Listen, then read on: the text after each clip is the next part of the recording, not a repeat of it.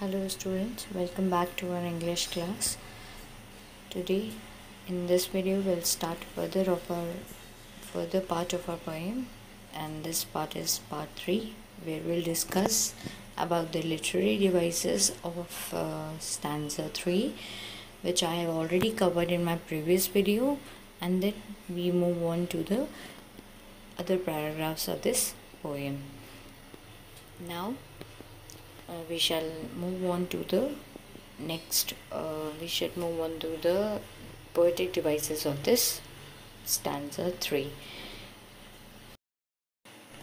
So basically the rhyming scheme, as I told you before, it is saying A B C B, and I already covered that how can you identify the rhyming scheme of the poem in my online class.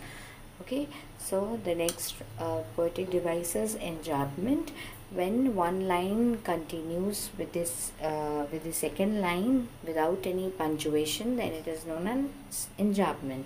So line 1 and 2 are continuing, so there is an enjambment in the stanza.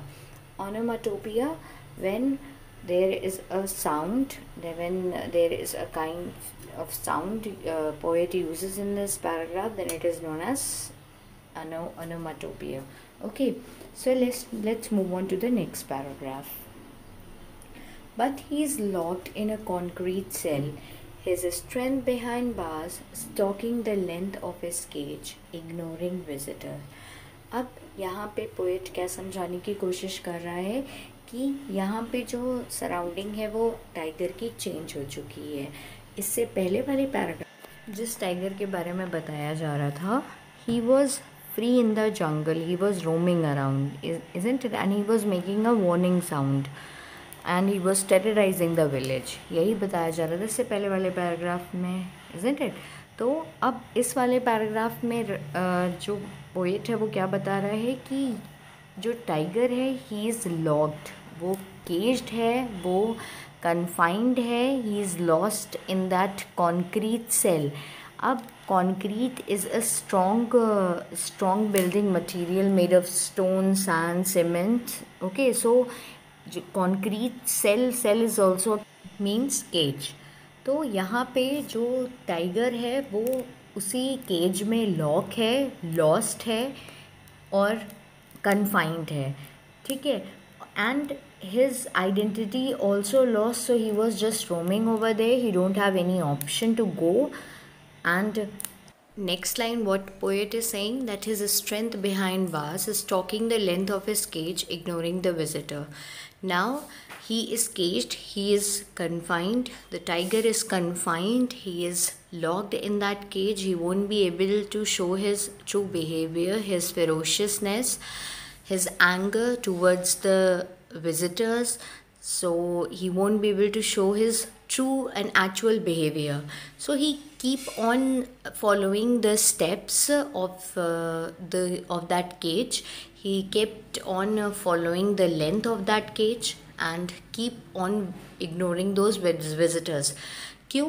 क्योंकि वो उन visitors पे attack नहीं कर सकता है, उन पे गुस्सा नहीं दिखा सकता है, उनके सामने स्नार नहीं कर सकता है. क्यों स्नार नहीं कर सकता है? क्यों वार्निंग साउंड प्रोड्यूस नहीं कर सकता है? क्योंकि अगर वो उससे डरेंगे ही नहीं.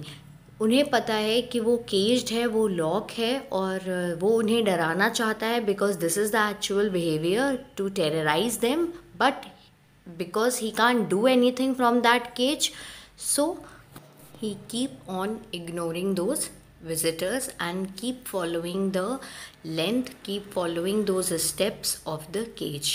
He is confined there, his true identity is confined, locked behind those bars, and those bars are made of concrete, so it is very difficult for him to terrorize.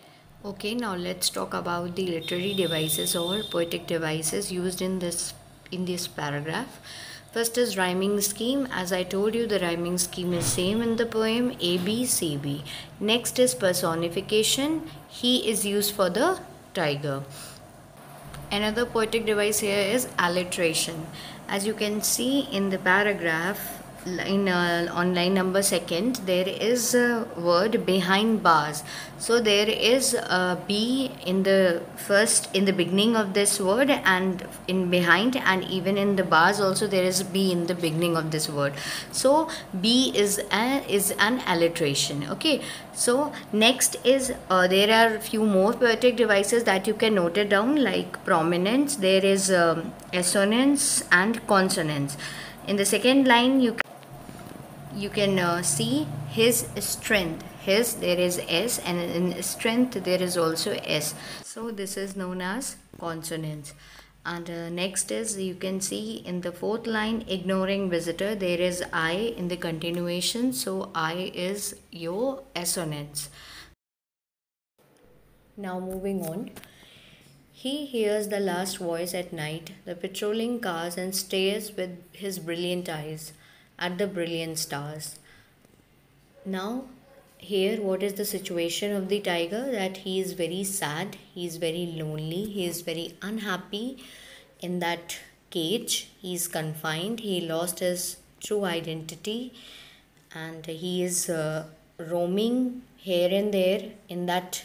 He is following actually the same steps again and again in that limited area. Okay, so यहाँ पे अब क्या कह रहा है poet कि वो आखिरी आवाज़ रात में किसकी सुनता है? पेट्रोलिंग कार्स की. ठीक है, और पेट्रोलिंग कार्स क्या होती हैं? These are the watch over cars to keep an eye on the surrounding, isn't it? They regularly keep an eye on the surrounding, or you can see here, you can see that those cars are used to watch over on the जू animals. ठीक है, तो वहाँ पे जब उसकी आवाज़ आती है तो वो उस आवाज़ को सुनता है, जो कि वो रात की आखिरी आवाज़ होती है उसके लिए. और वो उस आवाज़ को सुनने के बाद आसमान में उन अपनी ब्रिलियंट आइज से, ब्रिलियंट मीन्स ब्राइट और शाइनिंग आइज़, ब्राइट और शाइनी आई से वो किसको देखता रहता है? स्टार्स को देखता रहता है, तारों को देखता रहता है जो आसमान में खुले चमक रहे हैं. ठीक है, उनकी चमक से वो कहीं ना कहीं होपलेस महसूस कर रहा है, that he won't be able to show his true and actual behavior. He also want to live free like them. He also want to shine. Now again, let's move on to the literary devices used in this paragraph. First, there is rhyming scheme, that is same, A, B, C, B. Second is enjambment. Enjambment because there is continuation in third and fourth line, so, and without any punctuation, so there is an enjambment. Third one is repetition. So what repetition is? When poet uses the same words, phrases or lines in the poem to create a point, to create an idea, to emphasize a feeling, or to basically to create a rhythm. So he uses same words in the same line, like here he used brilliant eyes and brilliant stars. I hope that you understood this poem very well. Thank you.